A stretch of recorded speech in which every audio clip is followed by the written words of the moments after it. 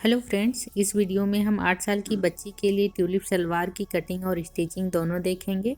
तो इसके ready measurement जो हैं वो ऊपर स्क्रीन पे डिस्प्ले हो रहे हैं, आप देख सकते हैं। इसके लिए 1.5 मीटर की फैब्रिक लिया है। फैब्रिक को लंबाई में फोल्ड कर लिया है, ये डबल फोल्ड फैब्रिक है। इसमें डायगोनल एक निशान लगाएंगे, जिसके लिए कपड़े को इस तरीके से फोल्ड करना है। यहाँ पर एक बीच में निशान बन जाएगा, उस निशान को आप चॉक की सहायता से डार्क कर लीजिए और वापस इसे फोल्ड कर लेना है।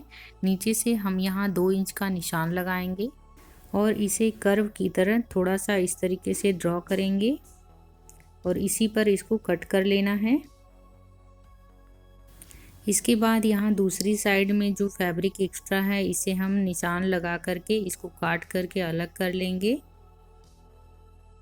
इसके बाद इसको हम ओपन कर लेंगे इस तरीके से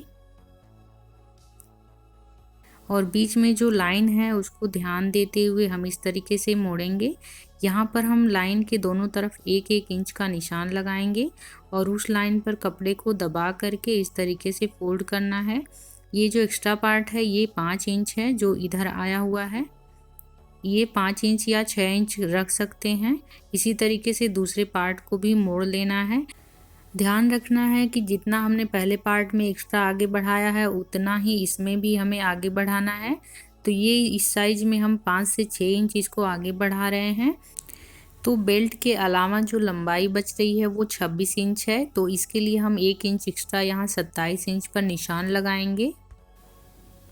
इस तरीके से लंबाई को ध्यान में रखते हुए यहाँ पर लंबाई का निशान लगा लेना है। इसी निशान पर अब इसकी कटिंग कर लेते हैं।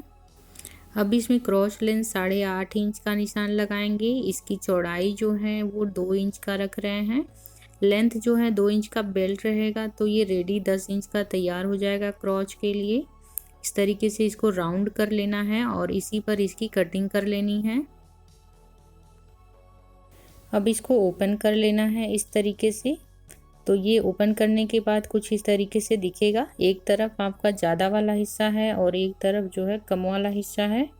ये बीच वाली लाइन के दोनों तरफ जो हमने 1 इंच का निशान लगाया था, वहाँ से हम कम वाले हिस्से की तरफ 6 इंच ऊपर एक निशान लगाएंगे।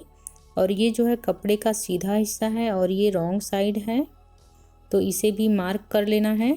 तो जहाँ पे मैं ये लाइन खींच रही हूँ यहाँ पर हमें सिलाई लगानी है, तो दोनों पार्ट को अलग कर लेना है इस तरीके से। और यहाँ पर किनारे को मोड़ते हुए हम जो नीचे निशान लगाए हैं वहाँ तक सिलाई लगाएंगे। तो दोनों ही पार्ट में इसी तरीके की सिलाई लगाकर तैयार करनी है।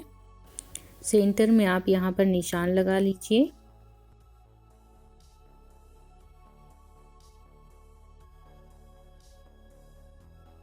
जितनी लेंथ में हमने ये सिलाई लगाई है उसी लेंथ में हम यहाँ पर लेस लगा रहे हैं। आप भी चाहें तो लेस लगा सकते हैं, नहीं तो इसे ऐसे भी रख सकते हैं, कोई दिक्कत नहीं है। इसी तरीके से दोनों ही पार्ट मैंने तैयार कर दिया है। अब इसको एक के ऊपर एक रखेंगे, सीधी साइड अंदर रखेंगे दोनों परत की और इसको अच्छे से मिला लेंगे। और यहाँ पर आसन का जो एरिया है वहाँ पर सिलाई लगाएंगे। इस तरीके से इस पर स्टिच लगा लेनी है। मैंने इस पर स्टिच लगा लिया है। अब इसको इस तरीके से ओपन करना है।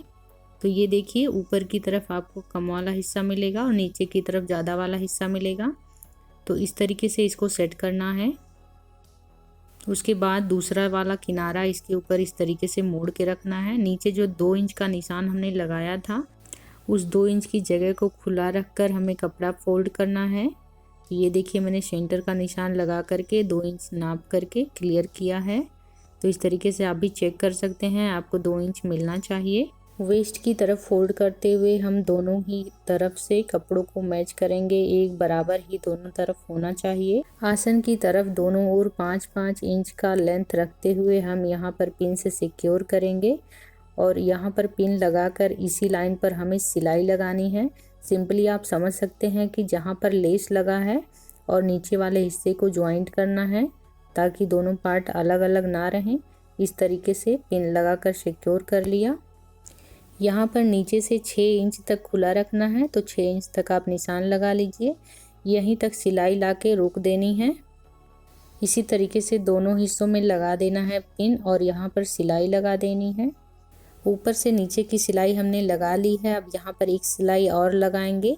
जो दोनों पल्ले अलग अलग हो रहे हैं उन्हें ज्वाइंट करेंगे ताकि ये जो पल्ले हैं वो अलग अलग ना हो। ये सिलाई हमने लगाकर कंप्लीट कर ली है। अब इसे हम पूरा नाप के देखेंगे कि ये कितना आ रहा है। तो ये सिंगल लेयर का मेजरमेंट 34 इंच आया है। यही दोनों साइड होगा। ये बेल्ट हमने 5 इंच चौड़ा लिया है और इसकी लंबाई जो है 34 इंच रखा है।